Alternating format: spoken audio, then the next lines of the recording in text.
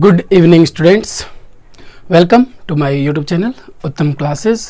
और आज जैसा कि आप जानते हैं, आज आपने थंबनेल देखा होगा, उसमें आपको पता होगा कि आज matter in our surrounding class 9 का मैं आगे का टॉपिक पढ़ाने वाला हूं। तो आपको पता है कि मैंने इसका 2 पार्ट आपको ऑलरेडी पढ़ा चुका है, मैटर इन आवर सराउंडिंग, और पार्ट 1 और एक और पार्ट 2 करके मैंने बनाया था। अब इसका आएगा पार्ट 3। इट मीन्स अब मैं आगे आपको पढ़ाऊंगा कि मैटर इन आवर सराउंडिंग में क्या पढ़ना है। ओके, तो आज का जो टॉपिक है मैटर इन आवर सराउंडिंग्स। देखिए, मैटर इन आवर सराउंडिंग्स है, वेरी गुड, लेकिन आज मैं जो बताने जा रहा हूँ क्लास 9 नहीं बल्कि ये किसी के लिए बहुत इंपॉर्टेंट, डिफ्यूजन टॉपिक बहुत इंपॉर्टेंट है। ठीक है, तो इसको ध्यान से देखिए। क्लास 9 में अगर आप इसको पढ़ते हैं तो आपको बहुत से टॉपिक में ये हेल्प करेगा आपको नॉलेज बेस्ड, बहुत अच्छी नॉलेज, क्योंकि इसी के थ्रू आपको क्लास 10th में भी बहुत सा पार्ट्स है, जिसमें टॉपिक है जिसमें कि ये अगर पढ़ लेते हैं तो आपको देखिए डिफ्यूजन एक्चुअली में क्या होता है। The spreading out and mixing of a substance, मतलब क्या होता है, स्प्रेड, फैल जाना, या फिर किसी सब्सटेंस में मिल जाना, या फिर हम बोल सकते हैं the transfer of higher concentration into lower concentration. ये सारे डिफ्यूजन है। मतलब कहने का मतलब, कोई चीज़ यहाँ पर बहुत ज़्यादा है, ओके, यहाँ पर बहुत ज़्यादा है, यहाँ पर, और इतना दूर में बहुत कम है, तो ये जो है हायर कॉन्सेंट्रेशन यहाँ पर है, और यहाँ पर लोअर कॉन्सेंट्रेशन। ये हायर कॉन्सेंट्रेशन इधर ट्रांसफ़र होगा, ओके, और ट्रांसफ़र होकर पूरे में फैल जाएगा, एकदम इक्वल अमाउंट में स्प्रेड आउट हो जाएगा। This is diffusion. एक और एग्जांपल लेते हैं, ओके। जैसे बाय द वे, मान लीजिए कि ये आपका कोई जार है, ठीक है, ये कोई जार है, शीशे का जो जार होता है, ठीक है ना, और एक और भी नीचे कोई जार है, ठीक है ना, नीचे कोई जार है। अब इसमें कुछ भी आप अपना बुक अगर पढ़ते हैं तो इस बुक में दिखाया गया होगा कि इसमें, चलिए ठीक है, ब्रोमीन वेपर ले लेते हैं। क्या लेते हैं? Bromine vapour. तो जब इसको कुछ समय के लिए छोड़ दें तो देखेंगे कि ये पूरा का पूरा पार्ट भर जाएगा। देखिए, यहाँ हायर कॉन्सेंट्रेशन था, यहाँ कोई कॉन्सेंट्रेशन नहीं था, तो ये सारा ब्रोमीन वेपर यहाँ से ऊपर ट्रांसफर हो जाएगा, इक्वल अमाउंट में पूरा का पूरा बढ़ जाएगा। This is diffusion, okay. तो मैं आपको पहले बताना चाह रहा था व्हाट इज डिफ्यूजन। तो diffusion, it is the transfer from higher concentrated region to lower concentrated region. जहाँ हायर कॉन्सेंट्रेशन उस रीजन में होता है ना, वहाँ से लोअर कॉन्सेंट्रेशन रीजन में ये ट्रांसफर है, और ये बहुत ही इम्पॉर्टेंट है। तो आपको पहले डिफ्यूजन समझना चाहिए। जहाँ भी, कहीं भी अगर आपके पास कोई बर्तन है और आप एक बीच में कोई मतलब कि बहुत बड़ा कुछ भी मेम्ब्रेन रख देते हैं, और यहाँ पर आप मान लें स्वीट वाटर, इट मीन्स बहुत से चीनी मिला हुआ पानी हो, और यहाँ पर आपके पास सिर्फ सिंपल वाटर हो, और यहाँ पर हो मतलब शुगर वाटर, तो आप जब कुछ देर छोड़ दीजिएगा ना, तो देखिए कि पूरा का पूरा ये क्या हो जाएगा, पूरा का पूरा स्वीट हो जाएगा। क्यों? क्योंकि यहाँ हायर कॉन्सेंट्रेशन से इधर आ गया लोअर कॉन्सेंट्रेशन में।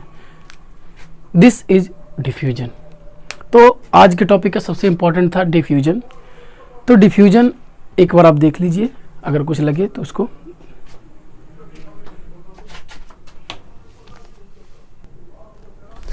ओके, तो अब हमें जानना है कि डिफ्यूजन किस बेसिस पे काम करता है।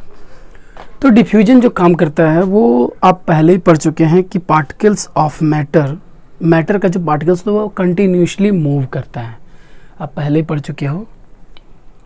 तो मैटर का पार्टिकल्स कंटिन्यूसली मूव करता है, इसी बेसिस पे काम करता है, इसी के बेस पर कौन काम करता है? Diffusion process.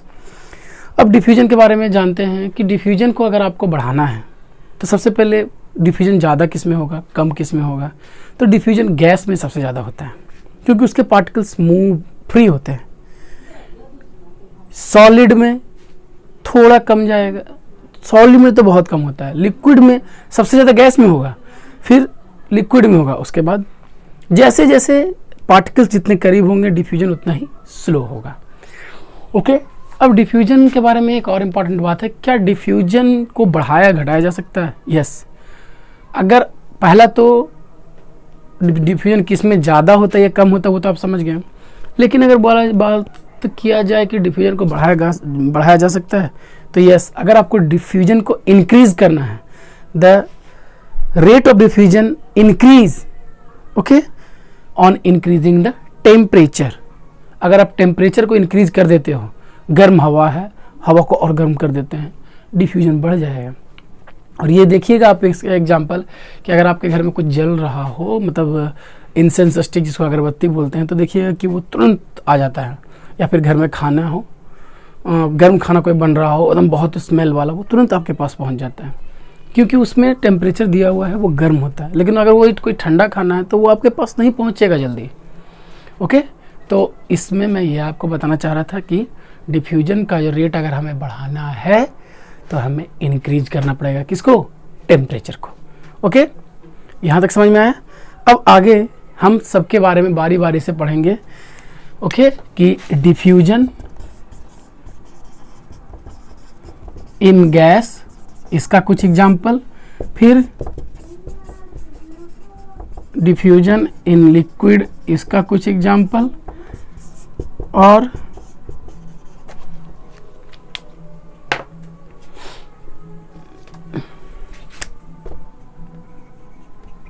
डिफ्यूजन इन गैस, सबका एग्जाम्पल।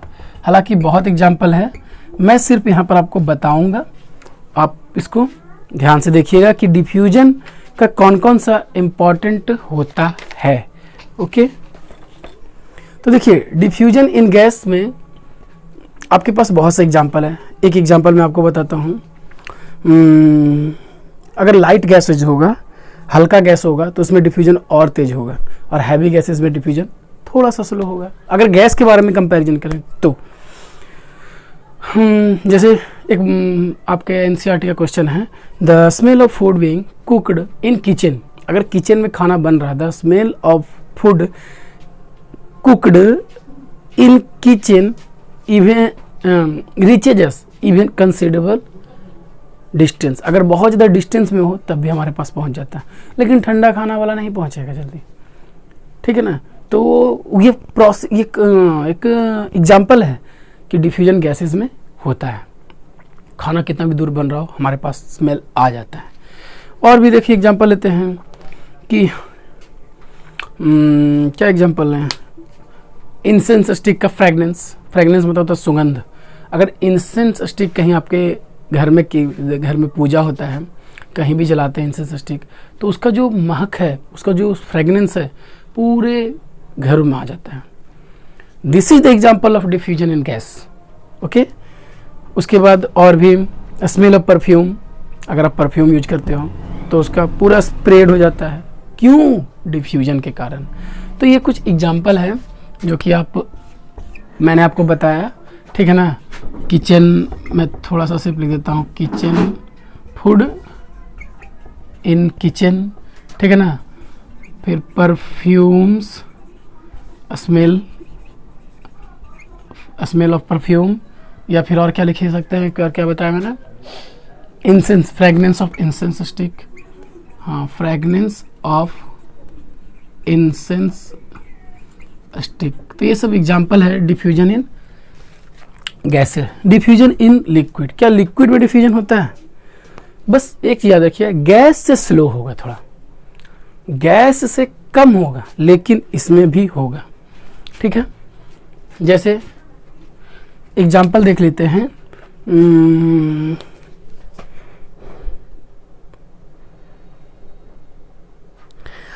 पोटेशियम परमैंगनेट KMnO4, ये पर्पल कलर का होता है। कैसा कलर का? पर्पल कलर का। इसको अगर आप पानी में मिलाते हो ना, तो ये पूरे पानी को पर्पल कर देता है। क्या स्प्रेड हुआ? क्या हायर कॉन्सेंट्रेशन था इसका पोटेशियम, क्या पूरे में फैल गया? ये क्या है? डिफ्यूजन। उसके बाद और भी बात करते हैं। एक तो एग्जांपल ये हो गया, दूसरा एग्जांपल लेते हैं कॉपर सल्फेट, ठीक है ना। कॉपर सल्फेट ये जो होता है कॉपर सल्फेट का कलर जो होता है जानते हैं कैसा होता है? ब्लू कलर का होता है। ये कैसा कलर का होता है? ब्लू कलर का। और ये ब्लू कलर अगर आप इसको पानी में रखेंगे तो ये पूरे पानी को ब्लू कर देगा। स्प्रेड हो रहा है, डिफ्यूजन हो रहा है। तो ये सब जो मैं बताता हूँ ना कि ये इस कलर का होता है, इसके CSO4 इस कलर का होता है, इसको याद रखिएगा, बहुत काम देता है। जब आप एग्जाम में बैठते हैं ना तो कभी कभी ऑब्जेक्टिव में पूछ देता है कि KMnO4 पोटेशियम परमैंगनेट का कलर कैसा होता है, तो उस समय आपको याद रखना पड़ेगा, ये नहीं कि अभी सिंपल एक बताया जा रहा है। तो इंक का ही ड्रॉप ले लीजिए, अगर आपके पास इंक है तो इंक को पानी में दीजिए, पूरे को पीला कर देगा। अगर इंक रेड कलर का है तो रेड कर देगा, अगर इंक ब्लू कलर का है तो ब्लू कर देगा। तो ये सब कुछ एग्जांपल हैं डिफ्यूजन इन लिक्विड। और एक सॉलिड का डिफ्यूजन, तो सोच कर देखिए सॉलिड में डिफ्यूजन कहीं पर, तो सॉलिड का है, मैं आपको बताता हूँ। सॉलिड में पहले के ज़माने में, पहले भी क्या अभी भी बहुत जगह चौक का यूज किया जाता था ब्लैक बोर्ड पर। हमारे स्कूल में ब्लैक बोर्ड होते थे तो चौक का यूज किया जाता था। तो चौक के जब आप चौक से लिखते हैं अगर तुरंत मिटाते हैं तो मिट जाता था, लेकिन अगर इसको कुछ देर के लिए छोड़ दिया जाता था तो देखते थे थोड़ा डिफिकल्ट होता था मिटाने के लिए, इवन मिटता भी नहीं है, उसको पानी देना पड़ता था। क्यों? क्योंकि क्या होता है जो ब्लैक बोर्ड है, सॉलिड और चौक सॉलिड, ये दोनों को जब घिस देते हैं तो ये अंदर एकदम डिफ्यूज इन हो जाता है, अंदर चला जाता है डिफ्यूजन। तो ये सॉलिड में डिफ्यूजन का एग्जाम्पल है। ओके, और भी बहुत से एग्जाम्पल है, जैसे दो मेटल ब्लॉक को, कोई भी मेटल का दो ब्लॉक को एकदम जोर से एकदम टाइटली फिट कर दीजिए, बहुत दिन तक छोड़ दीजिए आप, बहुत ईयर्स बाई ईयर्स बहुत दिन तक छोड़ दीजिए। उसके बाद जब उसको आप हटाइएगा ना तो डिफ़िकल्टी के साथ वो दूर होगा। क्यों? उनमें डिफ्यूज, एक दूसरे का पार्टिकल्स जो होता है ना, उनमें छोटे छोटे पार्टिकल्स वो डिफ्यूज इन हो जाते हैं, वो अटैच हो जाते हैं। तो सॉलिड में जो डिफ्यूजन होता है ना वो थोड़ा सा हमें नोटिसेबल नहीं बोल सकते हैं, उसके लिए हमें बहुत समय तक का वेट करना पड़ेगा। तो सॉलिड में जो होता है वो नोटिसेबल नहीं होता है, बट लिक्विड में और गैस में नोटिसेबल होता है। इस कारण से we have to notice it even more and more years then we have to be notice it. Okay, then मैंने ये आपको बताया डिफ्यूजन पार्ट्स आपका ख़त्म। अब मैं आपको बताऊंगा आगे का टॉपिक क्या है। तो फर्स्ट आप इसके बाद चलते हैं जिसका नाम है change of state. Okay, change of state, आप जानते हैं सॉलिड लिक्विड गैस है, तो इसका चेंज ऑफ स्टेट क्या होता है इसके बारे में हमें जानना है। ओके, तो चेंज ऑफ स्टेट में देखते हैं पहले क्या जानना होता है।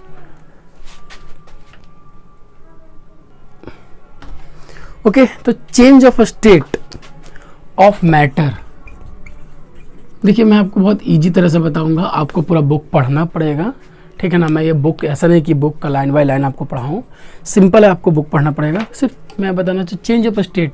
तो देखिए स्टेट में चेंज, इसका मतलब सॉलिड को लिक्विड बनाना या लिक्विड को सॉलिड बनाना या सॉलिड को गैस बनाना, गैस को लिक्विड बनाना। स्टेट में चेंजिंग हो रहा है ना, सॉलिड लिक्विड में बदल रहा है, लिक्विड गैस में बदल रहा है, गैस लिक्विड, मतलब स्टेट में चेंजिंग। तो यही है change of state of matter. तो ये दो तरह से होता है। एक तो आप क्या कर दीजिए, बाय चेंजिंग द टेम्परेचर, और दूसरा पढ़ेंगे by changing the pressure. Okay, by changing the pressure. देखिए एक है बाय चेंजिंग द टेम्परेचर, अगर आप टेम्परेचर भी चेंज करते हो ना तब भी सॉलिड लिक्विड में, लिक्विड सॉलिड में मतलब हो जाएगा, लेकिन आप अगर प्रेशर से भी होता है। तो आज की क्लास में हम जो पढ़ेंगे वो पढ़ेंगे by changing the temperature.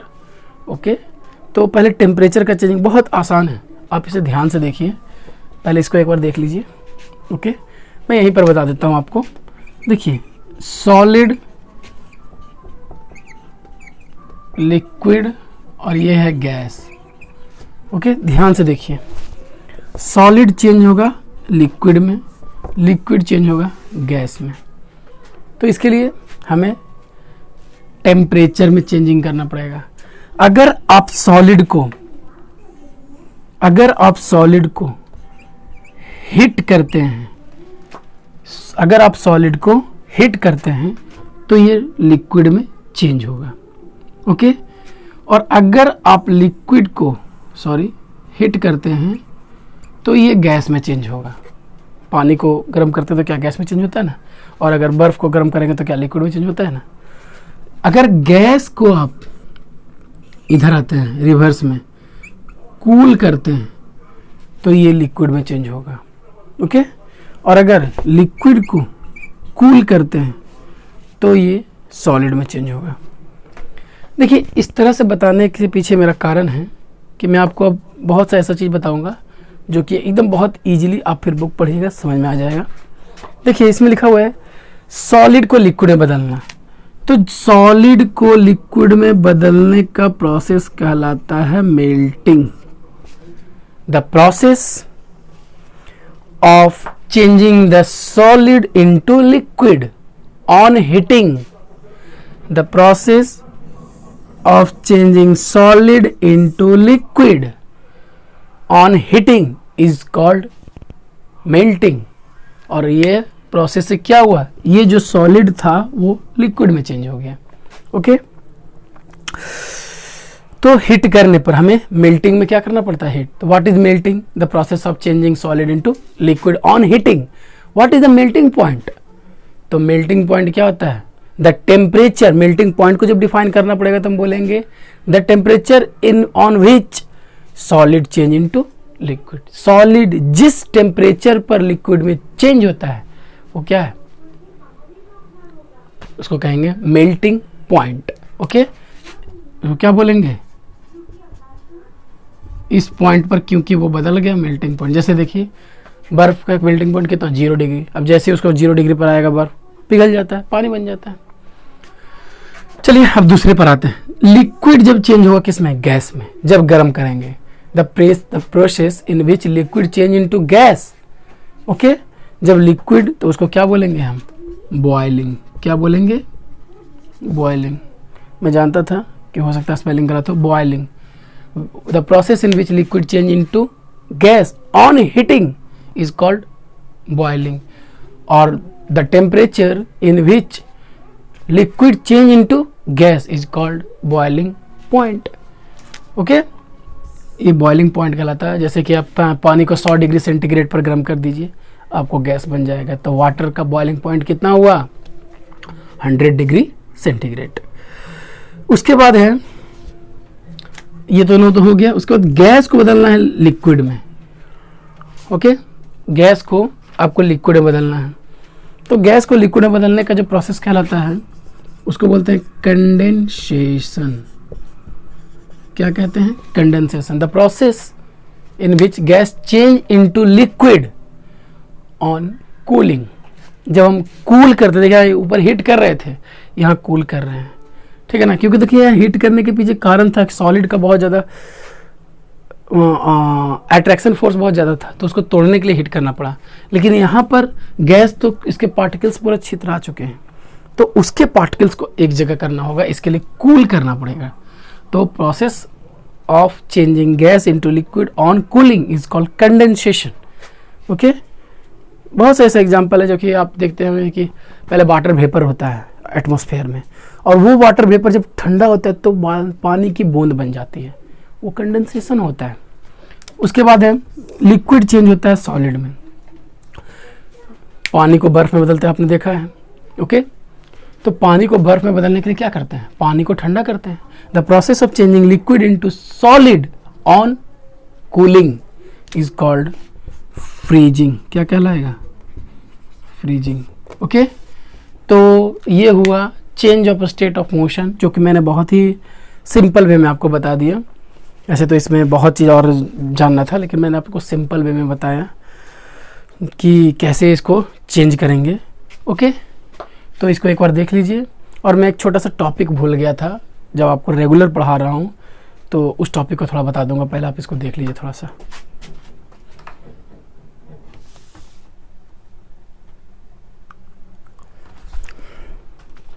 Okay, तो मैं बताया कि मैंने तो ये आपको बता दिया, लेकिन एक टॉपिक था जो मैं भूल गया, फ्लो में मैं आपको ये बता चुका। तो थोड़ा सा एक टॉपिक है जिसका नाम है the common unit of temperature and the SI unit of. देखिए थोड़ा सा है, 2 मिनट का है ये, इसके बाद ये वीडियो समाप्त हो जाएगा। देखिए कॉमन यूनिट जो है उसको बोलते हैं सेल्सियस। ओके, कॉमन यूनिट जो है SEL SI US, मेरे वर्ड मीनिंग पर मत जाइएगा, जिसको बोलते हैं या फिर डिग्री सेंटीग्रेड। लेकिन जो SI यूनिट है वो होता है केल्विन। कॉमन यूनिट इसलिए इसको बोला गया क्योंकि हम अधिकतर जगह कॉमन ही यूज करते हैं। 100 डिग्री सेंटीग्रेड, 0 डिग्री सेंटीग्रेड, अपना बॉडी का टेम्परेचर भी बोलते हैं तो 37 डिग्री सेंटीग्रेड। हर जगह पर हम जब भी यूज करते हैं किसी चीज़ के बारे में बताते हैं तो कॉमनली हम यूज करते हैं सेल्सियस, डिग्री सेंटीग्रेड। तो इस कारण से इसको कॉमन यूनिट बोला गया है टेम्परेचर का। लेकिन SI यूनिट ऑफ टेम्परेचर तो ये केल्विन होता है, और यह जहाँ भी रिसर्च वर्क वगैरह जो भी होता है वहाँ केल्विन का यूज किया जाता है। याद रखिएगा, केल्विन का यूज किया जाता है। ओके, तो इसमें आपको यही जानना था कि डिग्री सेंटीग्रेड और केल्विन, ठीक है ना। तो एक छोटा सा NCERT का क्वेश्चन आता है इसमें, इस कारण से मैं बता दी, ये आप जान गए कॉमन और SI यूनिट दोनों सेल्सियस। लेकिन जानना हमें जो है, मैंने ये आपको पहले बता दिया, जानना जो हमें है दोनों के बीच क्या रिलेशन है, ठीक है ना। Relation between K and degree centigrade, ठीक है ना। तो जो रिलेशन है वो है सिंपल सा, एकदम सिंपल सा, आप याद रखिएगा। 0 degree centigrade equal to 273 kelvin, this is the relation, बस। ओके, मतलब अगर पूछा जाए कि टेम्परेचर ऑन केल्विन स्केल, तो equal to temperature on kelvin scale equal to हो जाएगा temperature on degree centigrade plus 273। देखिए ये जो मैंने लिखा यही आपके NCERT में बहुत ही इंपॉर्टेंट एक क्वेश्चन पूछता है, ठीक है ना। आपको डिग्री सेंटीग्रेड में दिया हुआ होगा और आपको निकालना होगा केल्विन में। तो अगर केल्विन में आपको निकालना पड़ेगा तो आप ये फार्मूला यूज कर लीजिएगा। लेकिन सेम वे में अगर आपको केल्विन में दिया हुआ रहे, ओके, तो temperature on degree centigrade equal to क्या होगा, क्या बोल सकते हैं, टेम्परेचर तो क्या करेंगे, temperature on kelvin scale minus 273, ये भी तो हो जाएगा। ओके, देखिए यहाँ पर मैंने क्या बताया, टेम्परेचर ऑन केल्विन स्केल, ये चीज़ को आप दिमाग में रखिए, रिलेशन नहीं होता है। अगर आपको केल्विन स्केल में दे दिया, बाय द वे आपको दे दिया, इसका हम एग्जांपल लेते हैं, 373 केल्विन है किसी बॉडी का टेम्परेचर, और अब आपको बोल रहा है कि आपको डिग्री सेंटीग्रेड में निकालना, ठीक है ना। सॉरी, थोड़ा सा मिस्टेक हो गया। अगर आपका किसी बॉडी का, जैसे सिंपल सवाल, हमारे बॉडी का टेम्परेचर 37 डिग्री दिया हुआ है, अगर डिग्री सेंटीग्रेड में दिया हुआ है और हमें निकालना है केल्विन में, तो हम कुछ नहीं करेंगे, डिग्री सेंटीग्रेड में 273 ऐड कर देंगे, तो क्या हो जाएगा 27,310 केल्विन। ये हो गया, इस फॉर्मूला का मैंने यहाँ यूज किया। इट मीन्स एकदम सिंपल में, अगर सेंटीग्रेड में दे तो हमें केल्विन को ऐड कर देना है, और अगर सेंटीग्रेड में दे तो केल्विन में केल्विन 273 ऐड कर देना, केल्विन में निकल गया। लेकिन अगर केल्विन में दिया हुआ हो तो हमें 273 माइनस कर देना है। जैसे इसी में देखिए ना, अगर आपको दे दे 373 केल्विन है, बॉडी का टेम्परेचर है, आपको सेंटीग्रेड में निकालना है, तो आपको टेम्परेचर इन सेंटीग्रेड निकालने के लिए क्या करना पड़ेगा, 273 तो 100 डिग्री सेंटीग्रेड है बॉडी का टेम्परेचर। तो यही था, ये बहुत इंपॉर्टेंट एक क्वेश्चन जरूर 9 क्लास में ये आता है, और एनसीईआरटी में आप देख लीजिएगा, इसका बहुत ही प्रैक्टिस भी करना है, तो इसको देख लीजिए, और ये बहुत ही इंपॉर्टेंट। ओके, तो आज का क्लास यहीं तक। आगे मैं फिर मैटर इन आवर सराउंडिंग का अपना अगला पार्ट लाऊंगा, और इस बुक को ऐसे में पढ़ाकर ख़त्म कर दूंगा आपको, और आपको इजी समझ में भी आएगा। तो अगर आपको पसंद आए वीडियो तो सब्सक्राइब कीजिए, लाइक कीजिए और शेयर भी कीजिए। Thanks and have a nice day.